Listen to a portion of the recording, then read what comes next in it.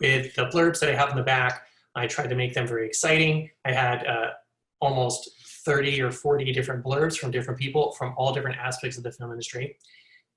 And as an aside, that's something that I learned and I had forgotten, but Tim Ferriss, who most people I'm sure listening to this will know is a big bio and life hacker and has written a number of books, all of which he jokingly calls coffee table books because they're usually quite lengthy. He talks about how, a book is like a multi-year process. And, the first quarter, you're thinking about it. In the second quarter or two, you're writing it. And, the third quarter, you're reviewing it. And then the fourth quarter, you're kind of like, okay, let me start putting together a plan to send it out to people. They can review it. They can edit it. They can give me some feedback. They can write testimonials. They can do all that stuff. And then that second year, you're then harassing people like, hey, I sent you the book 2 months ago. I haven't heard back from you. And I had forgotten that it's such a long process. So when I sat down and wrote my book, I went from, okay, I'm an indie film person. I make indie movies. I edit indie movies. So I'm going to just go, okay, I'm going to write out an outline and it's going to take like a week. I'm going to write a rough draft and it'll take like a week. I'm going to write a second draft. There's my third week. And then the fourth week, I'm going to try and get a final draft. Now, during that month of writing the book, once I got my first draft done, I sent it out to 40 people and said, hey, I'm writing this book. I have a deadline because I wanted to try and get it out by a film festival in September, which has since been postponed to next year. But the thing that was great about that was I was under the gun from day one.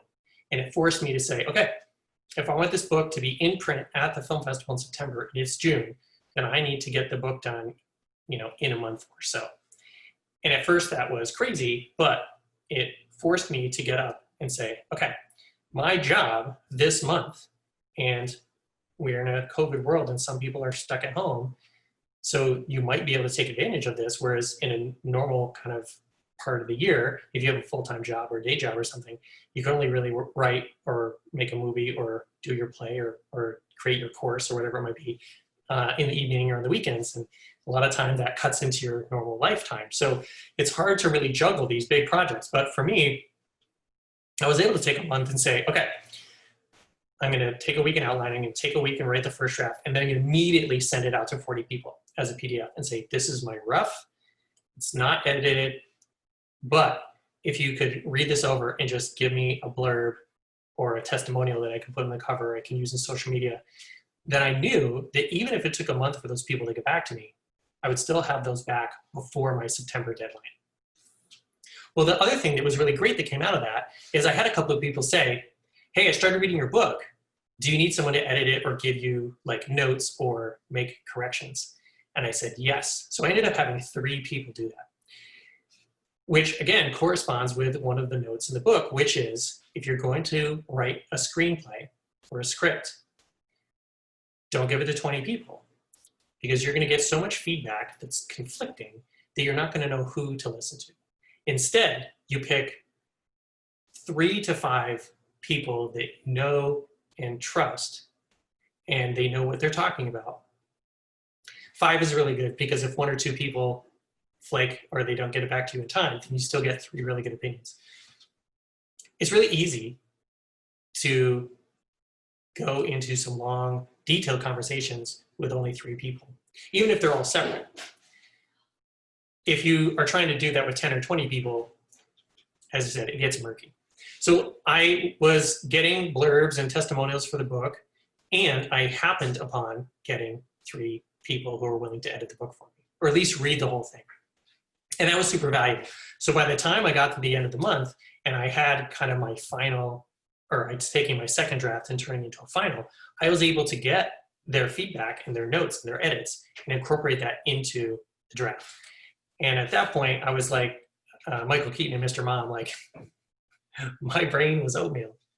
If you've seen that movie, you'll get the reference. If you don't, it's a classic 80s comedy. Anyway, so I finished the book and I was like, oh, I'm so glad I did that. It was a breakneck pace, but it was a fantastic experience. I learned so much.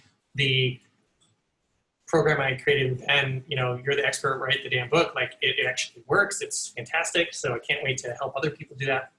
And then as I mentioned, she gave me the idea, like, why don't you do a workbook that goes with it? Now, that was a very different process because I didn't really need to write anything.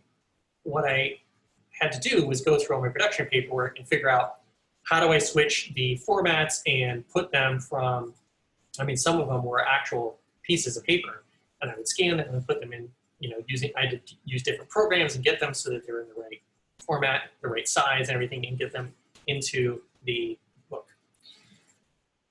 And then I just went through and found a bunch of the checklists and things that I had, and said, good, okay, all the checklists go in a section, all the production paperwork goes in a section, and then I said, oh wait, the first book is in 3 parts, the Write the Damn Book program is 3 parts, a film is 3 parts, script is 3 parts, I'm gonna make this 3 parts too. And then I just went through my film notes book and said, if I was gonna give someone a exercise or like an assignment for each main section of the book, what questions would I ask them? And then I went back to my why again. I was like, why would I want them to answer these questions? Why is answering those questions important in writing a film, directing a film, producing a film? What are the things that I wish I knew, or that I know now that I wished I knew 10 or 20 years ago? And so I put together basically a wish list of all of these templates, all of these, here's 10 questions on this, here's 5 questions on this. Oh, it would be so great if only I had known to fill these things out.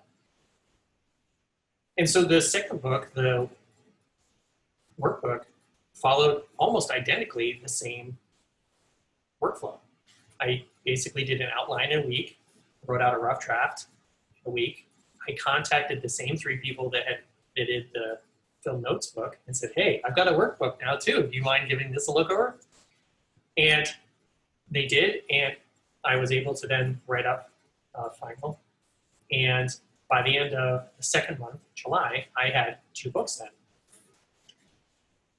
During that time, we found out that the theaters we were going to use for the film festival, which I'm one of the directors, were unable to be open in the capacity that we wanted to have. So we ended up saying, okay, we're not canceling the event, we're just postponing it to next year. And next year we'll do a co-2020/2021 double festival.